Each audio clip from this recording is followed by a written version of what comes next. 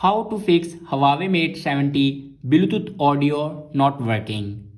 So let's start the video. First of all, open settings and click on Bluetooth.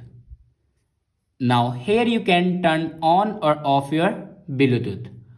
After turning on or off your Bluetooth, then go back and scroll down in last and click on System and Updates. Now click on Software Update.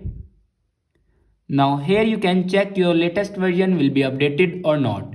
If it doesn't update to latest version, then update it to latest version. After that, go back and then click on Reset and click on Reset Network Settings. And again click on Reset Network Settings. After reset the network settings, then restart your device. For restart your device, press and hold power button and click on restart. After that, your problem will be fixed. I hope this video is helpful for you. Thanks for watching.